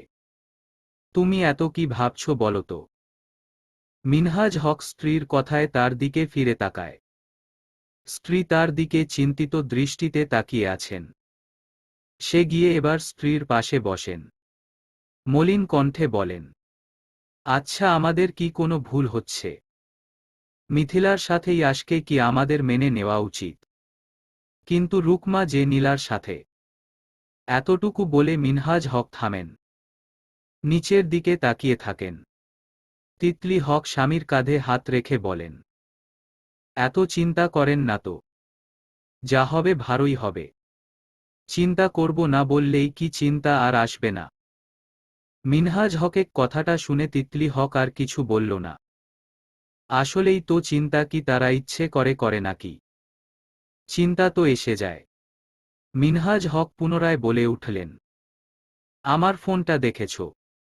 ইয়াশ তো এখনো বাড়ি ফিরেনি, ফোনটাও বন্ধ, আবার একটু চেষ্টা করে দেখতাম। তিতলি হক চোখ ঘুরিয়ে ফোনটা খুঁজে মিনহাজ হকের হাতে ধরিয়ে দেন। মিনহাজ হক ফোনটা হাতে নিয়ে ইয়াশকে ফোন দিতে যাবে তখন নিচ থেকে শব্দ ভেসে আসে। শোটা তীব্র থেকে তীব্রতর হচ্ছে। মিনহাজ হক তিতলি হক উঠে দাঁড়ায়। রুম থেকে বের হয়ে বসার ঘরে আসতেই ইয়াশ সোফার উপর আরাম করে বসে আছে। তার পাশে আকাশ আর চোখে সবাইকে দেখে যাচ্ছে। সবাই এখনো কেমন থ হয়ে দাঁড়িয়ে আছে। মিথিলা তিতলি হককে জড়িয়ে ধরে দাঁড়িয়ে আছে। চোখ দিয়ে অনবরত অশ্রু গড়িয়ে পড়ছে। তিতলি হক মেয়েকে ঝাপটে ধরে আছেন। রুকমা হক এক কোণে শক্ত হয়ে দাঁড়িয়ে আছেন। সে কি করবে বা এই মুহূর্তে তার কি করা উচিত কিছুই বুঝছেন না তিনি। ইকবাল হক, মিনহাজ হক, মইনুল হক তিন ভাই ইয়াস আর আকাশের সামনে সোফায় বসে আছে। তিন ভাই দুই ছেলেকে দেখে যাচ্ছেন। তাদের সাহস দেখে তারা অবাক হচ্ছেন। ইকবাল হক কয়েকবার চোখের পল্লব ফেলে ইয়াসের পানে আবার তাকায়। উঠে এসে ইয়াসের গালে ঠাসস করে চর বসিয়ে দেন। শব্দ শুনে সবাই অবাক হয়ে সেদিকে তাকায়। রুকমা হক চোখ বন্ধ করে নেন। তার জন্যই হয়তো এসব হচ্ছে। তার ছেলেটা এত কষ্ট পাচ্ছে। রুকমা হক শাড়ির আঁচল দিয়ে চোখের জলটুকু মুছে নেয়।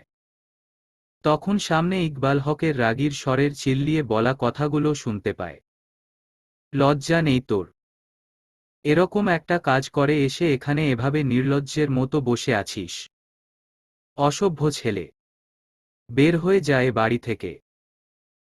ইয়াস ইকবাল হকের কথাগুলো শুনে উঠে দাঁড়িয়ে বলল, আমি যদি এ বাড়ি থেকে চলে যাই তাহলে তোমাদের মেয়েও এ বাড়িতে থাকতে পারবে না।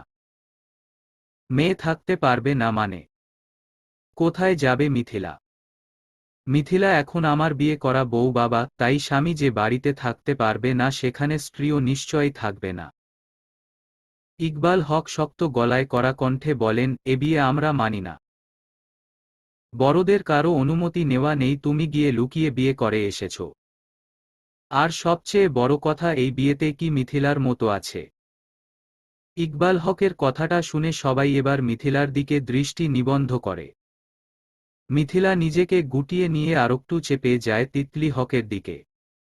মুখ লুকিয়ে ফেলে তিতলি হকের ঘাড়ে।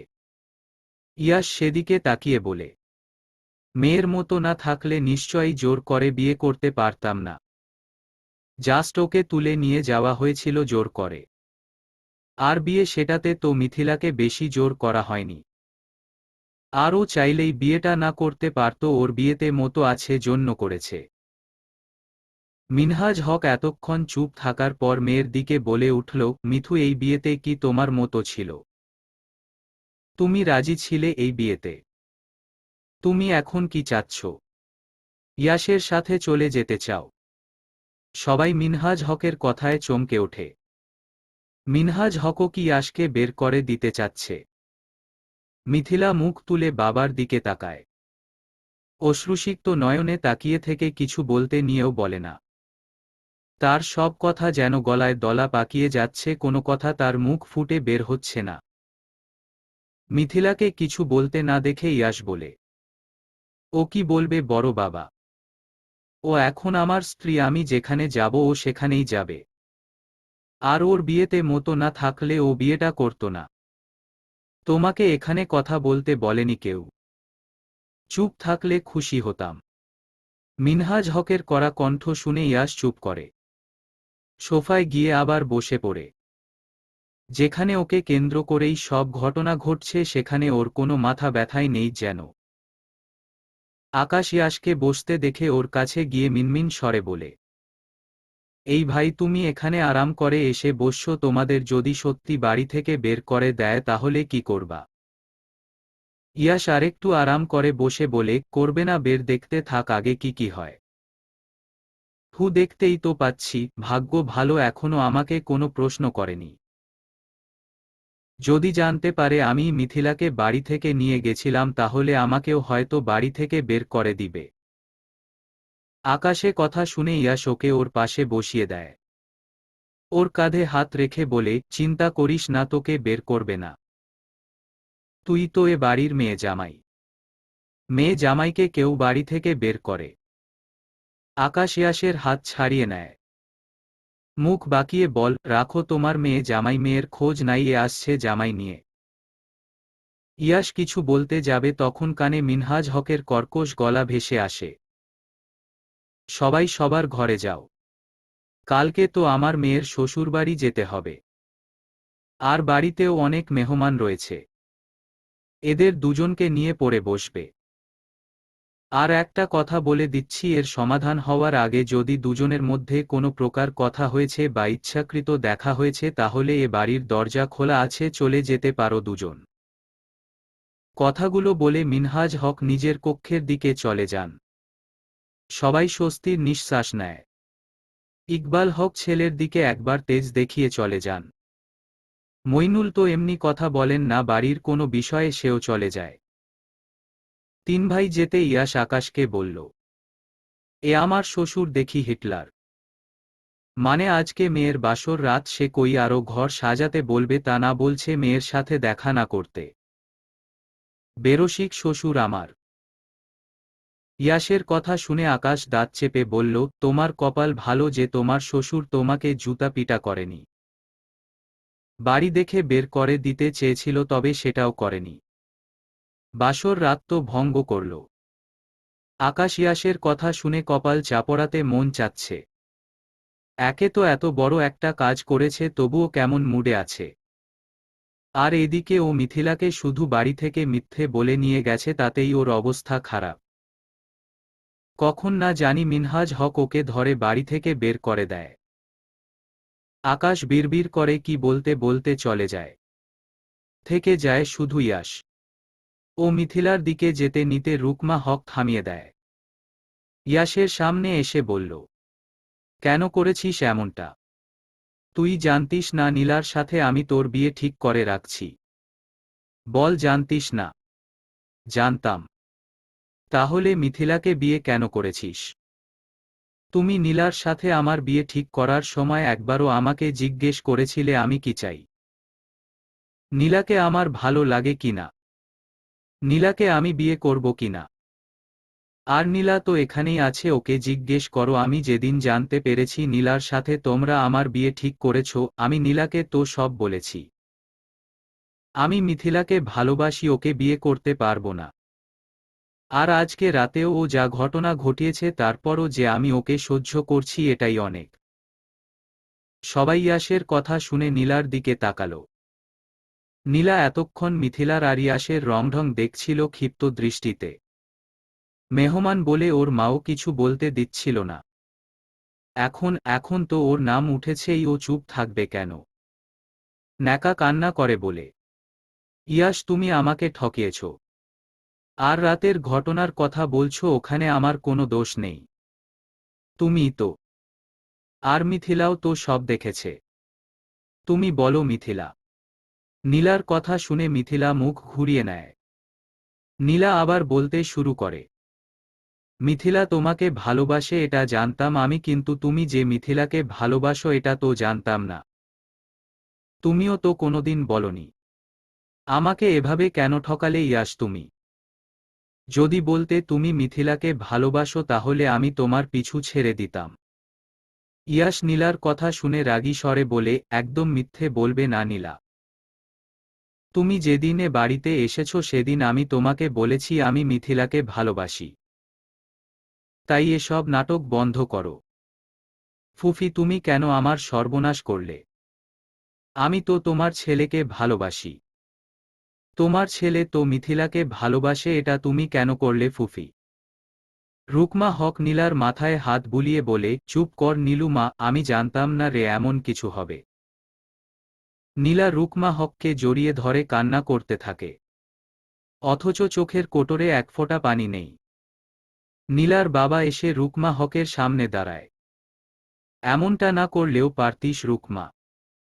আমার মেয়েটার মন, আমাদের মন এভাবে না ভাঙলেও পারতিস। কথাটা বলে নীলার বাবা তাদের জন্য বরাদ্দকৃত রুমটায় চলে যায়। নীলা মাথা উঠিয়ে এক ছুটে ওখান থেকে চলে যায়। ইয়াস সেদিকে তাকিয়ে চোখ ফিরিয়ে নেয়। সেও নিজের রুমে যাওয়ার জন্য পা বাড়ায়। সবাই নিজেদের রুমে যেতে রুকমা হক মিথিলার দিকে তাকিয়ে জিজ্ঞেস করে, তুই ইয়াসকে ভালোবাসিস? তুই কি এই বিয়েটা ইচ্ছেতে করেছিস, নাকি জোর করা হয়েছে? মিথিলা কিছুক্ষণ রুকমা হকের দিকে তাকিয়ে থাকে, মৃদু হেসে বলে, তোমার কি মনে হয় মা, তোমার মেয়ে জোরজবরদস্তিতে পড়ে বিয়ে করে নিয়েছে? এতটুকু বলে মিথিলা রুকমা হককে ছেড়ে নিজের রুমে চলে যায়। রুকমা হক মেয়ের যাওয়ার দিকে তাকিয়ে কিছু একটা ভেবে ঠোঁট প্রসারিত করে হাসেন। তার এ মেয়েও তবে বড় হয়ে গেল। রাতে মিথিলার সাথে ইফাকে শুতে দেওয়া হয়েছে। দুজন কোনো ঝামেলা না করে শুয়ে পড়েছে। আর ঘুমানোর তো টাইমই নেই, একটু পরেই ভোরের আলো ফুটল বলে। মিথিলা এক পাশ থেকে অন্য পাশ ফিরে ইফার দিকে ঘুরে শয়। ইফার মুখের দিকে তাকিয়ে মুচকি হাসে। কিভাবে ঘুমাচ্ছে মেয়েটা। ইফার মাথায় হাত বুলাতে লাগত মিথিলা। তখন ইয়াসের কথা মাথায় আসতে বাঁকা হাসেও। বিয়ে তো ও এমনি এমনি করেনি। প্রতিশোধ, সেটা তো নেওয়া বাকি। কিভাবে একটা মানুষ এত ভালো ভালোবাসার অভিনয় করতে পারে? কিভাবে? ভালো না বাসলে কেন বারবার এতবার ভালোবাসি ভালোবাসি বলতে এসেছিল? কেন এই কিশোরী মনে আবার প্রেম জাগিয়েছিল? সব হিসাব নিবেও। মিথিলা এসব ভাবছিল তখন বাহির থেকে কিছু শব্দ কানে আসে। ও হাত থামিয়ে চুপ করে বোঝার চেষ্টা করে কিসের শব্দ। বুঝতে না পেরে ও বিছানা থেকে নেমে আস্তে আস্তে পা ফেলে দরজাটা খুলে। দরজা খুলতেই কেউ ওর মুখ শক্ত করে চেপে ধরে।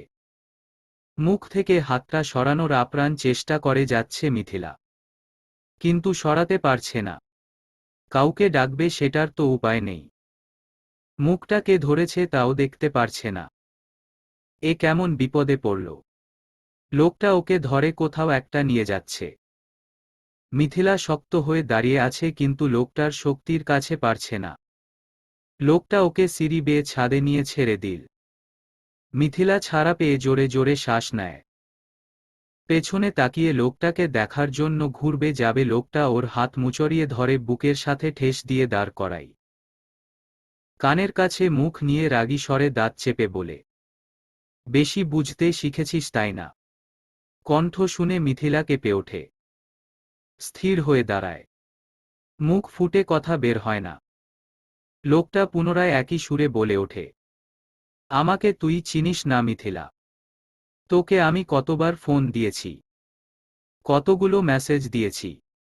না ফোন ধরেছিস না মেসেজের রিপ্লাই দিছিস। নাটক করছিস আমার সাথে। মিথিলা এবার রাগ দেখিয়ে বলল, নাটক আমি করছি ভাইয়া? নাকি তুমি আর তোমার ওই নীলা করছো? তোমরা তো আবার খুব ভালো অভিনয় জানো। দেখ মিথিলা, তোকে বলছি না না জেনে ঠিক ভুল বিচার না করে তুই আমাকে শুধু শুধু কেন ভুল বুঝছিস। বলছি না তুই রাতে যেটা দেখেছিস ভুল। মিথিলা হাত টেনে ছাড়িয়ে নেয়। ইয়াসের দিকে ঘুরে চিল্লিয়ে বলে, আচ্ছা ভুল? কোনটা ভুল? তুমি যে নীলাকে কিস করেছো ওটা ভুল? নাকি তখন নীলা তোমাকে ভালোবাসি বলল তুমি কিছুই বললে না, বরং জাগগে বাদ দেও না, আমি এসব শুনতে চাচ্ছি আর না বলতে। সব ভুল দেখেছিস তুই।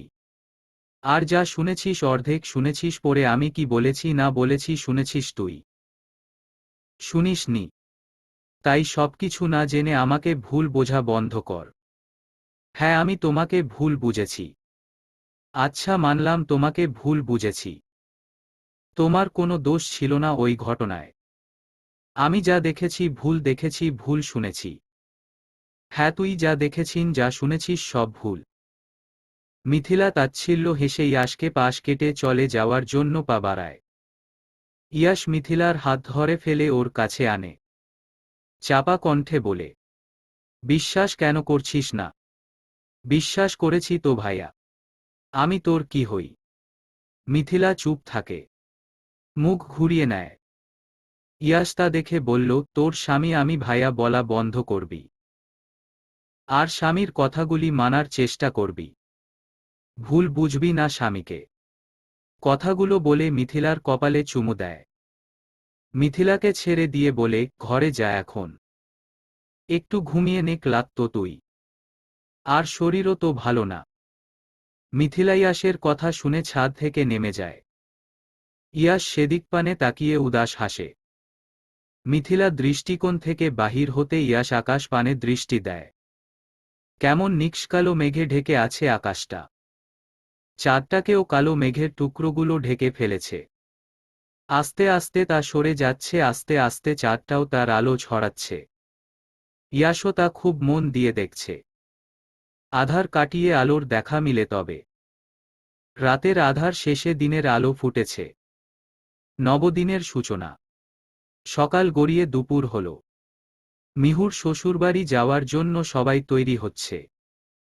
তিতলি হক মেয়ের রুমে এসে দরজা আটকে দেন। মিথিলা তা দেখে একটু অবাক হলেও কিছু বলে না। চুপচাপ বসে থাকে খাটের উপর। তিতলি হক মিথিলার কাছে এসে ওকে টেনে তুলে দাঁড় করায়। হাতে একটা জামা দিয়ে ওকে সেটা পরে রেডি হয়ে নিতে বলে। মিথিলাও মাথা নাড়ায়। তিতলি হক মিথিলাকে কিছু বলতে চাচ্ছে, তা তার মুখ দেখেই বোঝা যাচ্ছে। কিন্তু কিছু বলতে পারতেছেন না। তাই মিথিলা প্রশ্ন করল, মা তুমি কি কিছু বলবে? তিতলি হক মেয়ের দিকে তাকিয়ে কিছুক্ষণ আমতা আমতা করে বলেন, না মানে আমরা তো মিহুর শ্বশুরবাড়ি যাচ্ছি। তোর বাবা চাচ্ছিলেন কালকে তোর আর ইয়াসের এই ঘটনা মানে বিয়ের কথা যেন ওই বাড়ির কেউ না জানে। মিথিলা হেসে দিয়ে বলে, তো এটা বলতে এতক্ষণ? কেউ জানবে না মা, তোমরা নিশ্চিন্তে থাকো। আচ্ছা। ছোট্ট উত্তর দিয়ে তিতলি হক বেরিয়ে যান। মিথিলা হাতের জামাটার দিকে একবার চোখ বুলিয়ে সে ওয়াশরুমের ঢি যায়। ইফা অনেকক্ষণ ধরে নিজের ঘরে রেডি হয়ে বসে আছে। মিথিলার ঘরে একবার উকি দিতে গিয়েছিল, কিন্তু মিথিলা রেডি হচ্ছিল তাই দরজা আর খুলেনি। কালকের ঘটনার পর থেকে নীলার সামনেও ও একবার যায়নি। নীলা কেমন মেয়ে, কালকে ওর কথাবার্তায় বুঝে গেছে ইফা। ও উঠে নিজের রুম থেকে বেরিয়ে আবার মিথিলার রুমের দিকে হাঁটা ধরে। অর্ধেক রাস্তা যেতে পথে আকাশের সাথে দেখা। আকাশকে দেখে ইফা মুখ ভেঙায়। আকাশ এটা দেখে ভ্রু গুটিয়ে প্রশ্ন করে, আমাকে দেখলেই কি তোর মুখটা এমন বেঁকে যায় নাকি সবসময়ই বাঁকে? না গো, আপনাকে দেখলেই বেঁকে যায়। মানে আপনি মানুষটা যেমন, আমার চোখ দুটো আপনাকে দেখলে আমার মুখটা অমন হয়ে যায়। তুই বলতে চাচ্ছিস আমি বাঁকা? আপনি কখন বললাম আপনি বাঁকা? আপনি তো ভালো মানুষ। আকাশ ইফার দিকে ঝুঁকে বাঁকা হেসে বলে, আমি ভালো তো এই ভালো মানুষটাকে তাড়াতাড়ি বিয়ে করে নেই, না হলে হাতছাড়া হয়ে যাবে। ইফা আকাশকে ধাক্কা দিয়ে বলে, আমার বয়ে গেছে আপনার মতো লোককে বিয়ে করা। আর একটা কথা, কালকে তো মিথিলা আপু আর ভাইয়ার বিয়ের মধ্যে আপনিও ছিলেন তাই না? আকাশ ভাব নিয়ে বলে, আমি না থাকলে তো বিয়েটাই হতো না। আচ্ছা। হ্যাঁ, মিথিলাকে নিয়ে যাওয়া থেকে শুরু করে কাজীটাও আমি ঠিক করছি। হ্যাঁ, না হলে ও তো রাতে কাজী পাবি কোথায় গাধা? বাহ, অনেক ভালো কাজ করছেন আপনি, আপনাকে তো অস্কার দেওয়া উচিত। এবার আমার সামনে থেকে সরেন আর আমাকে যেতে দিন। আকাশ ইফার সামনে থেকে সরে একটু সাইডে দাঁড়ায়। ইফা যেতে নিলে আবার সামনে এসে দাঁড়াতে ইফা মুখ দিয়ে চ সূচক শব্দ করে। আকাশ দুষ্টু হেসে বলে, একদিন তোকে এভাবে তুলে নিয়ে গিয়ে বিয়ে করে আনবো, রেডি থাকিস। ইফা কথাটা শুনে হেসে উড়িয়ে দিয়ে বলে, স্বপ্ন দেখতে থাকেন। তার বলছি তো আমার বয়ফ্রেন্ড আছে। আপনাকে আমি বিয়ে করতে যাব কিসের জন্য? আকাশ এবার চোয়াল শক্ত করে বলে, আচ্ছা তোর ওই বয়ফ্রেন্ডকে বলিস তো আমার সাথে একটু দেখা করতে। আপনার সাথে দেখা করতে কেন বলবো? কে আপনি? আচ্ছা দরকার নেই, আমিই খুঁজে নিব। যা এখান থেকে এখন। ইফা আবার মুখ ভেঙিয়ে হেলতে দুলতে চলে যায় মিথিলার রুমের দিকে। মিথিলার রুমে গিয়ে নক করতে মিথিলা রুমের দরজা খুলে দেয়। মিথিলা দরজা খুলতে ইফা রুমে ঢুকে মিথিলাকে দেখে মুখ বাঁকিয়ে বলে, কেমন পেতনির মতো লাগছে। হা হা হা। পেতনিকে তো পেতনির মতোই লাগবে, পরীর মতো তো আর লাগবে না তাই না? মিথিলাকে কথা শুনে ইফা চরম আশ্চর্য হয়ে মিথিলার কপালে হাত রেখে বলে, কই না তো, তুমি তো অসুস্থ না যে উল্টাপাল্টা বলবা। তাহলে এই জিন ভূতে ভর করেছে নাকি তোমার উপর? এসব কেন মনে হচ্ছে? তুমি আমার সাথে এত সুন্দর করে কথা বলছো। সবসময় কি তোর সাথে খারাপভাবে কথা বলি? ইফা চোখ বড় বড় করে দুদিকে মাথা নাড়ায়। কয়েকবার চোখের পলক ঝাপটে বলে, এই কি হয়েছে গোল তোমার? উফ ইফা, কি হবে আমার? সমস্যা কি তোর এভাবে এসে যেসব কেন জিজ্ঞেস করছিস? না মানে আমি তোমাকে পেতনি বলরাম, কিন্তু তুমি আমাকে কিছু বললে না, রাগরেও না, অবাক হওয়া বিষয় না। অবাক হওয়া বিষয়, অবাক হয়েছিস, এবার চুপ থাক। ইফা উপরনিচ মাথা নাড়িয়ে চুপ করে। নিচ থেকে তিতলি হকের ডাক পড়তে দুজনে নিচে নেমে যায়। ও বাড়িতে যাওয়ার জন্য গাড়ি ঠিক করা হয়েছে, সবাই সেই গাড়িতে গিয়ে উঠে। বাইরে বেরিয়ে মিথিলার সাথে একবার ইয়াসের দেখা হয়েছিল, তবে কেউ কোনো কথা বলেনি। যে যার যার মতো গাড়িতে উঠে পড়েছে। চলবে গল্প তোকেই ভালোবাসি। লেখনীতে আমেনা আক্তার আখি। তৃতীয় পর্ব।